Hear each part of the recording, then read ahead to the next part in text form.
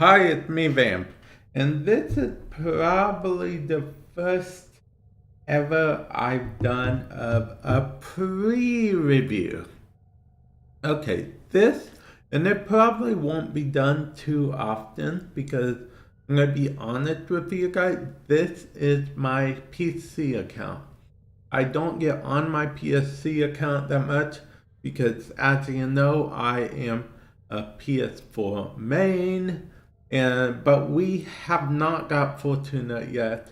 I'll be honest, I kind of am a bit annoyed at that if I'm being perfectly honest, but maybe that will help. This will help me to do a pre-review, as I'm calling it. The reason I'm calling it a pre-review because I actually, first of all, I guess I should point out I'm playing with a controller. I'm using a controller right now. I know what you're thinking, a controller on PC, but it's just easier for me. So I want to say that this actually, even though I will get her on PS4 because I am a Warframe partner. You guys know that, and I'm always upfront with you guys about that. But this one was actually gotten from by a viewer of mine. A viewer, you ask? Twitch.tv/fam6x6x6x. I'll post the link in the description below. So, a viewer of mine actually got me this whole mess. Now I'll show you real quick what she looks like without the blood. And then I'll show you why she has blood. I guess that's what I'll do first. Why she has blood. Go into regalia. I believe I made it her front sigil. It's a bloodshed sigil. It's exclusive to her pack and her pack only. But the brilliant thing is it can be put on any Warframe. So what happens is the Warframe will go into the mission with hardly no blood, with no blood at all. Then the more they get bloody in the mission, the more, blood they will acquire. Now I'll show you the bundles you can get in a bit. If you want to skip ahead to that, that's up to you. But I want to show you guys her abilities first. Her first ability, Dread Mare. Rip the life force from an enemy and use it as a shield that captures damage. This kills significantly weakened enemies instantly. And then it's a charge to channel the captured damage into an explosive projectile. Think of a bloody Kamehameha wave. The funny thing is I've used this and it's like an actual heartbeat whenever you charge it up. It's quite bloody, quite brilliant. Oh, and in case you're wondering, the instant kill threshold, which is not affected by power strength, by the way, is 40%. They actually just buffed it not too long ago. This is after the buff. So it's 40%, meaning that if the enemy only has 40% of their health left and you pounce on them with your one, they're dead. Plus, you also get to charge your Blood Mare, which stays charged indefinitely, as in until you cast it. Which is very cool because they also did a buff, it's not here. If it cast if you do the like Kamehameha thing while in the air, it will actually still hover a bit. I know, I can feel Zephyr as I'm speaking get madder and madder at this fact. But anyway, let's move on to her second ability, shall we? Blood Altar.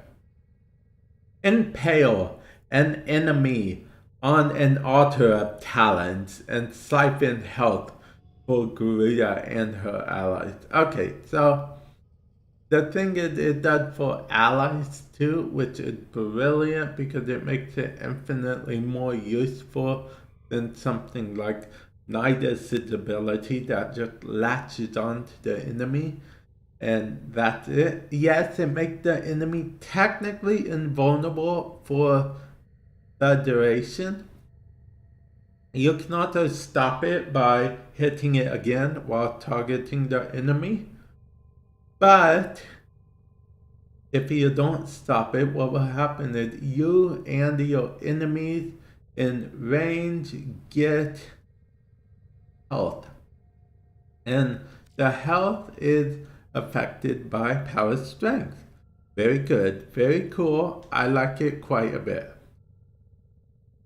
And I guess a note on this ability would be like, just like Nidus's, if you attack it, you can use this at like a gain health and attack. Say you have an enemy too strong, you can always just do blood alter it, hit it sometimes, and then after blood alter is up, it would take whatever damage it would have normally taken.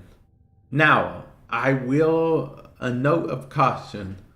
Nidus, when he summons his shadow, they will try to attack this. So, chances are that means, probably, MOAs, probably pets, probably any AI will probably try to attack them. I don't know if this will be fixed or has been fixed at the time of me recording this, but for right now, as far as I know, AIs will still attack them as if they're the enemy, even if they are immune, they still attack them nonetheless. Okay, I thought I would just note that.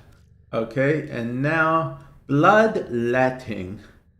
Okay, might not seem like a brilliant ability, honestly, but it is. I always like combining this ability with the one because you sacrifice your health to give energy.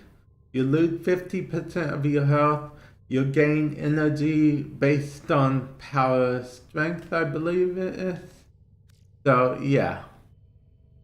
The last ability, you just charge. Let's see. You just hit enemies within. Okay, I'll just read it. Charge to expand the targeting area. Release to send Garuda talents. Not Garuda talents towards each target and area. Surviving enemies are prone to bleeding procs, which, it's nice. It's not a bad ability. You can also do a quick release if you want. Just tap it one time. There you go. You don't get charged anything. I mean, it's a good crowd control in a pinch, but to be honest, I use 2 and 3 in combination with each other. 1, I haven't tried ever since they had that whole hovering thing. I might, because it seems kind of cool in my head. We'll see how it is in practice. We're not doing any actual gameplay right now, but this is just a pre-review. In the full-on review, when I actually get to use my mods, then we will do that. Now, for passive, she actually had 2 passives. As Garuda near death, her damage increases all the way up to 100%. I really think it should be buffed. It might in the future. When I do that actual review, we'll see if it did get buffed. But as of right now, that's where it goes to up to 100. when she is like super low on health. And then, excuse me, also slashes with her talents if no melee are equipped. I can show you guys that right now. These are her talents. Her claws, she has them out all the time if no melee is equipped.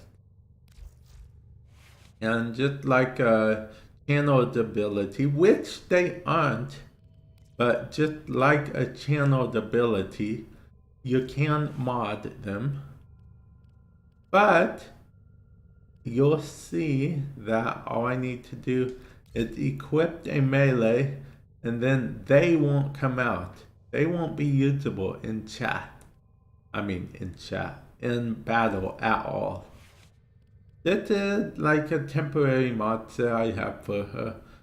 Like I said, PC is not my main, so I don't have a lot of, good mods or anything like that. Really, I can trade this out for this. Okay. So that's nice. I'm gonna take this off for now. And as you can see, her main polarity is, or same as Valky's Y polarity, or V as some people call it. And then there's a D polarity and a dash polarity. So those are nice, respectively. And that's actually it for her directly, but I real quick want to show you guys the sigil and everything I was talking about. So with just her collection, you get, of course, affinity booster, credit booster. You get Bloodset sigil, which you can actually put on any frame, and it will make them a bloody mess like this. So it's not limited to just her. The Nagantaka, which is her signature weapon, her Sayandana, which I currently have on, her alternate helmet, and her specifically. So, that's all very nice and dandy, but 565 platinum. So I really appreciate the person who did buy this for me during my stream. And then if you want her just by herself, you can buy her, but I'll be honest, right now there is no way to get the sigil better than buying her collection or the Fortuna Grand bundle, which will include the 3 new weapons, all of the stuff in the regular bundle, as well as credit booster, affinity booster, just like in the regular bundle, but it's quite a bit more expensive, 960 platinum. So definitely, in case you guys are wondering what that noise is in the background, it's my dog, wherever it is. See, my dog. Hi, George. I named him George. Okay, so yeah, I think that's, on that note, on the note of George, I think, well, first of all, yeah, George, yeah, I'm about to end the video, George. You're right. So yeah, I think I'm going to end with you guys being able to look at another look at Garuda. Keep in mind this is just a pre-review. There will be a full review once I get her on my main and I'm able to use all the proper mods and give her the proper testing and see what's up. But hopefully this is good enough for now, because this really is me trying something new with a pre-review. Like I said, it won't happen for every frame, because I doubt, I'm going to be gifted every frame, because on my PC account I don't have day one access, so it's not like I have access to all these frames right away like I do on my PS4 account. So with that said, I'm going to end the video. If you did stick around to the end, I thank you. If you did like the pre-reviews, maybe I'll see about if there's any way I can try to do more pre-reviews. But like I said, stay tuned for a full review of Garuda. And until next time, later.